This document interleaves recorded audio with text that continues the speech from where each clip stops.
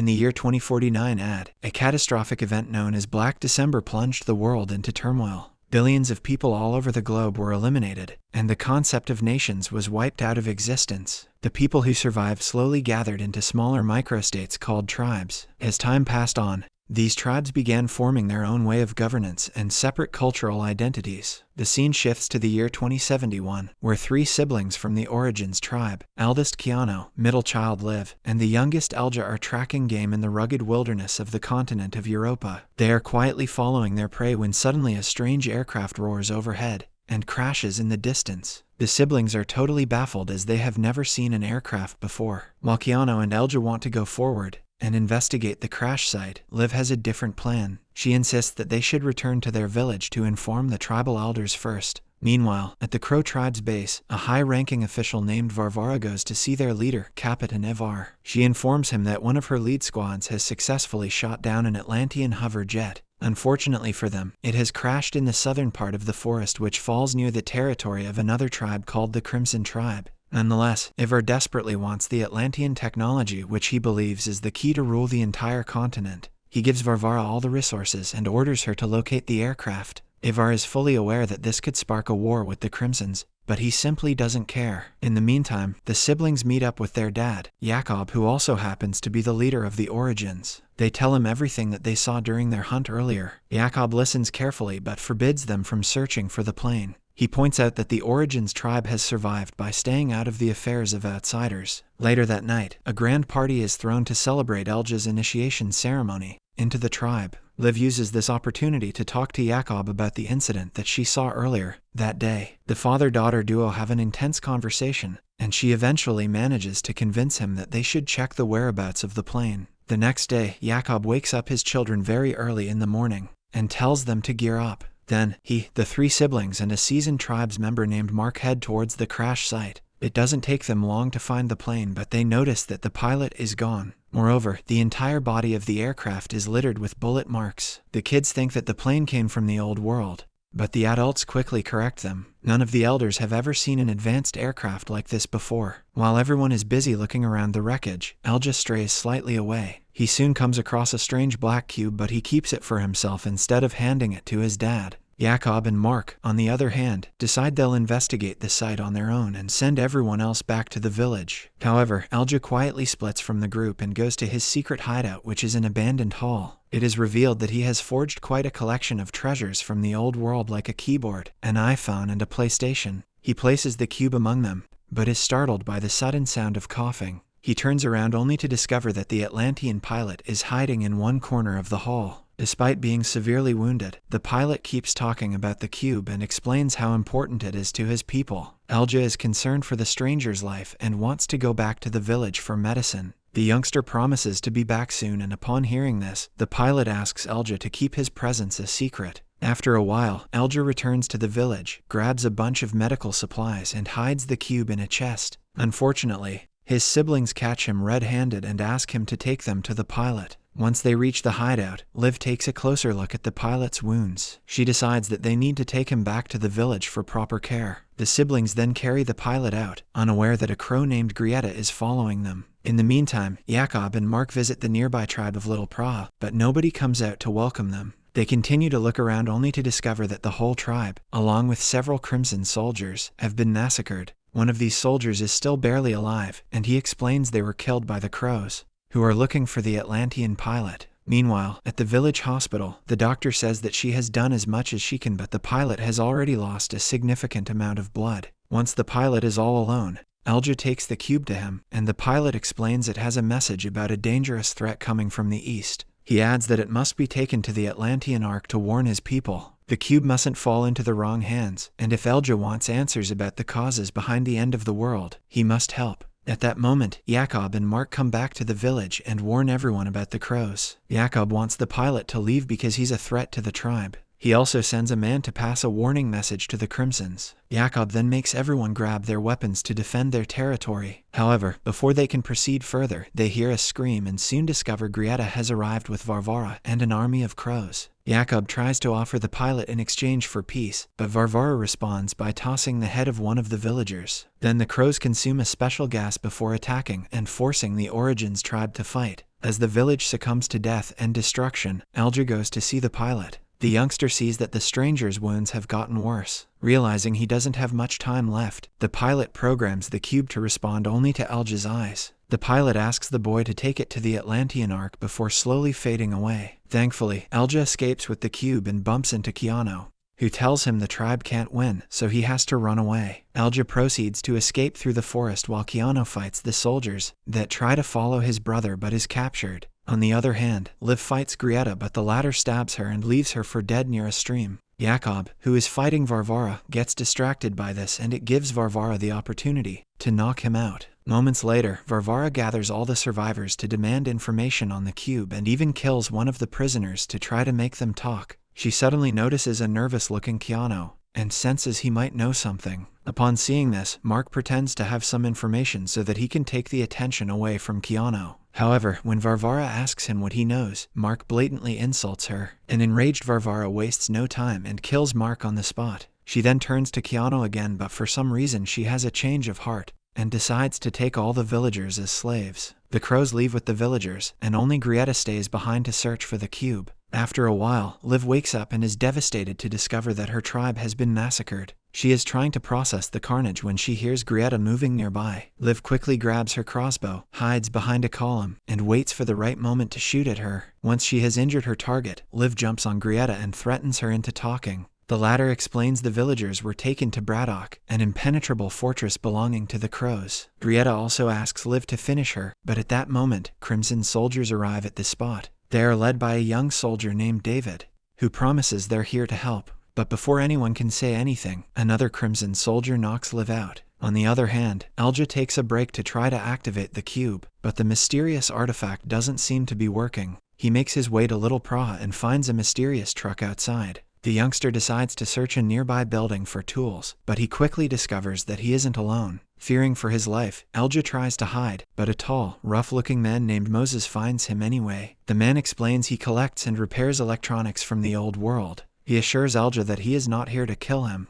and eventually the youngster shows him the cube. Moses confirms he can fix it and sends the boy to grab some tools. But when Alger comes back, Moses has left with the cube. Alger runs out of the building to try to follow the truck which was parked outside, but he is suddenly attacked by a crow who threatens the youngster for the whereabouts of the cube. Fortunately, Moses comes back at this crucial moment and shoots the crow. He then tells Alger to get in the truck, and they escape together right before more crows show up. Moses apologizes for his betrayal and gives Alger the cube back. He also offers the youngster a deal. He'll take Alger to someone who can actually repair the cube. Once that is done, they'll sell it and split the reward 50-50 between them. Alger refuses the deal and leaves the truck, but Moses keeps following him. He points out that Alger doesn't know where to go, not to mention the crows may catch him easily on foot. Seeing no other choice, Alger agrees to work with Moses. While the duo are traveling to their destination, Alger asks about the December blackout. Moses doesn't exactly know the cause for it, but he's sure the Atlanteans knew about it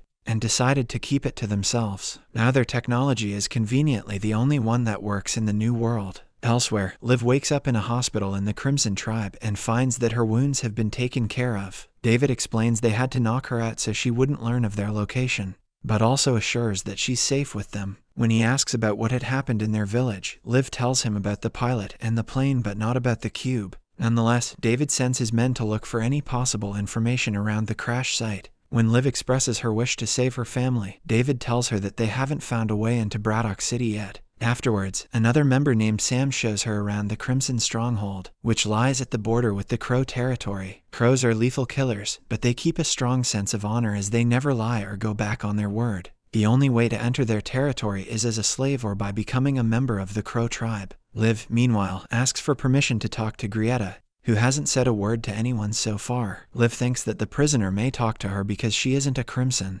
David agrees with this but says she will have to share how to get into Braddock if she gets that intel. A few moments later, Liv visits Grieta and the two women have an intense conversation. Grieta explains that they killed all those people because they wanted the cube at all costs. She also doesn't think Liv can enter Braddock alone, but Liv gives her an interesting proposal. She promised to free Grieta if the latter promises to take her along and help her free her family. Once this meeting is over, Liv tells David she'll work on slowly getting Grieta's trust and that she'll give David all the information. In return, he promises to help her family when they finally attack Braddock. Meanwhile, Keanu and the other survivors arrive at Braddock. Varvara orders her men to take Jakob to Ivar as a gift, and all the others are taken to the factories for manual labor. She warns that if anyone tries to steal anything, they shall be killed on the spot. Keanu is given new clothes and taken to the quarters, where all slaves are kept together as if they were pigs. Later, everyone is put to work, and Keanu quickly befriends another prisoner named Linus. If anyone dares to say anything or stop working for even a second, the guards beat them up without mercy. The only way to escape this place is through a gladiator-style fight where the winner is granted their freedom.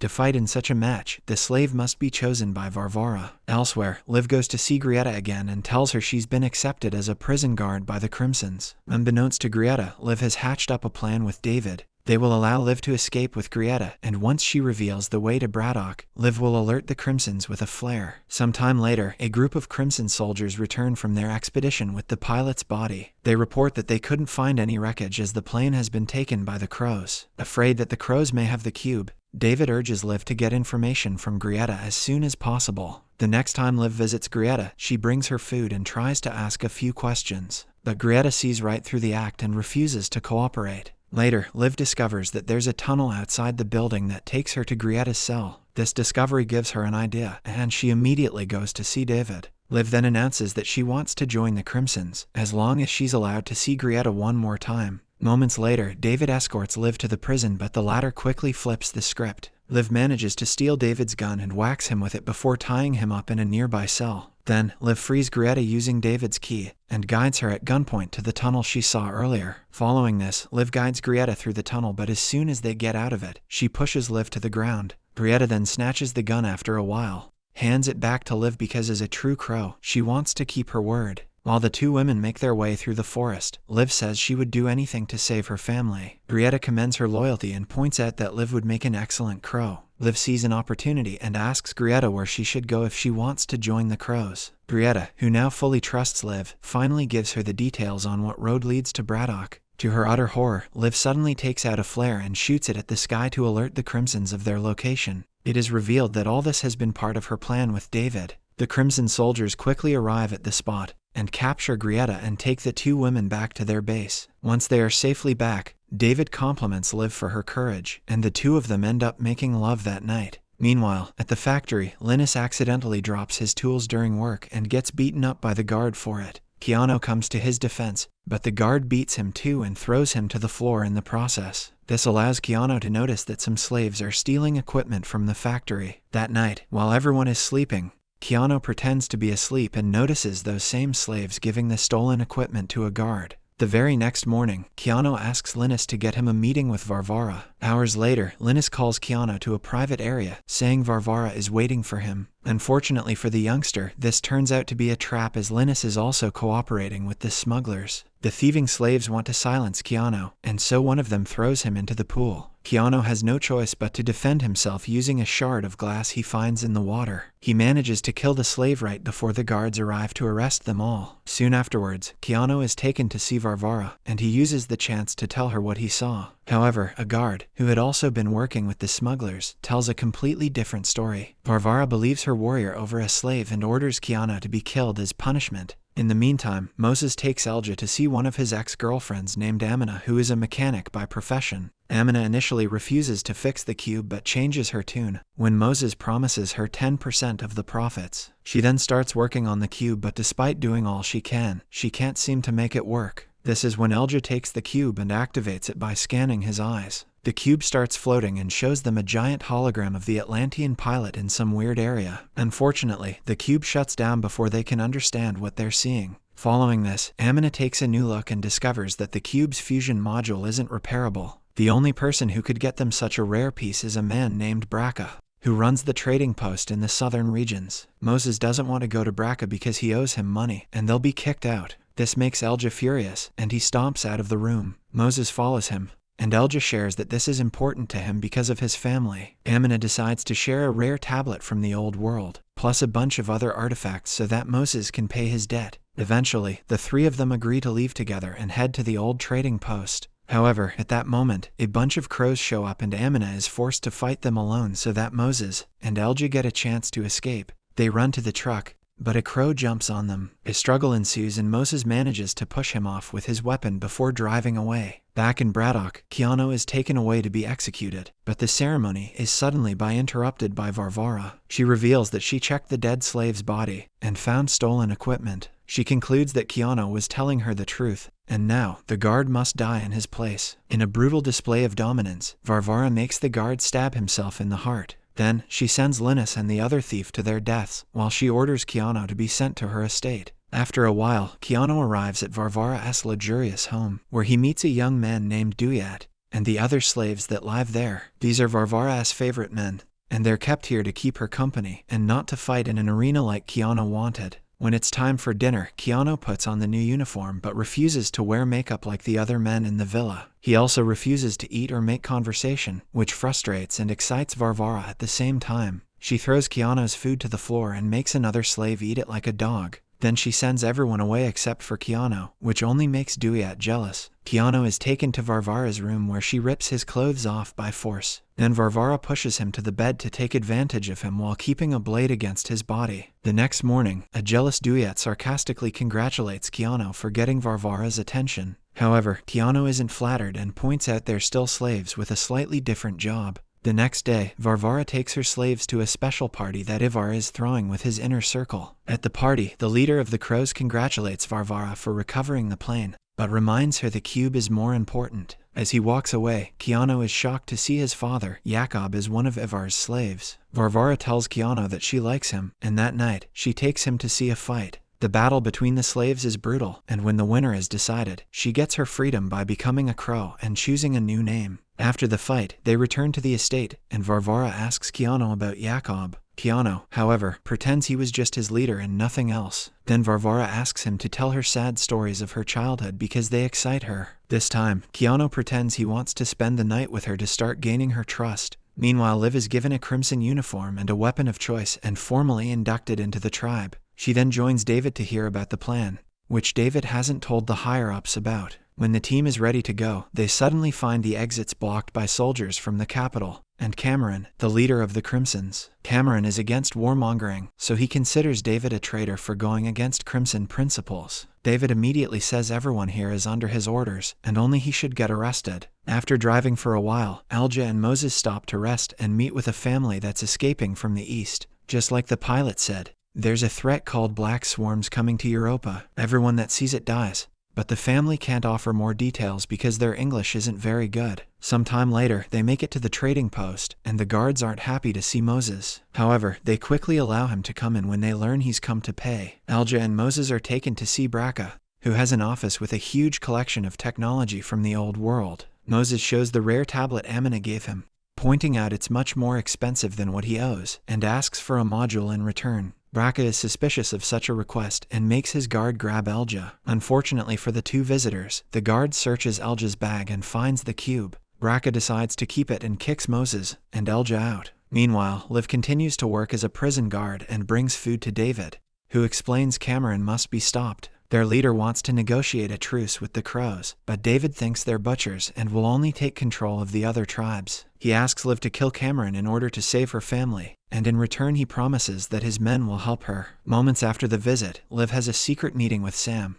who brings her a special poison to put in Cameron's drink. The morning after the party, Keanu overhears Varvara sending reinforcements to find the cube. He is determined to save his brother, and to do so, he must first gain his own freedom. Keanu then asks Varvara what it takes to be in the gladiator-style match, but the question infuriates her. She thinks that Keanu is trying to run away from her, and so she decides to teach him a lesson. She takes Keanu to her training room and proceeds to easily defeat him in battle. Keanu claims he wants freedom, but he's afraid to die, and Varvara points out a real crow would never be afraid to die. Later that night, Varvara announces she'll be dining with Ivar, and takes Keanu in her personal car. They soon reach Ivar's place, but just as they enter, he immediately scolds Varvara because the plane didn't have anything valuable. While they chat, Keanu notices his dad walking around and he hatches up a plan. He pretends he needs to use the bathroom so that he can meet his old man in secret. The plan works and the father-son duo reunite with a hug. Keanu explains he's trying to get a fight for freedom, but Jakob asks him not to do anything reckless. On their way back to the room, Keanu discovers that Duyat had seen everything and threatens to oust his secret. Before they leave, Ivar tells Varvara that he's chosen a different lord to become his 7th member of the inner circle. Late that night, an enraged Varvara calls Duyat to her room so that Keanu can learn a lesson. Several hours pass by and eventually Keanu is called to Varvara's room. The youngster quietly does what he is asked, but to his utter horror, he sees Duyat's lifeless body on the bed. Varvara announces that Keanu has to die too, and gives him a choice. He can do it himself, or she'll massacre him as she did with Duyat. Keanu chooses the first option and grabs a blade from nearby, but just as he is about to stab his own heart, Varvara stops him. She's impressed by the fact he's finally not scared of dying anymore, and decides he's earned his freedom fight.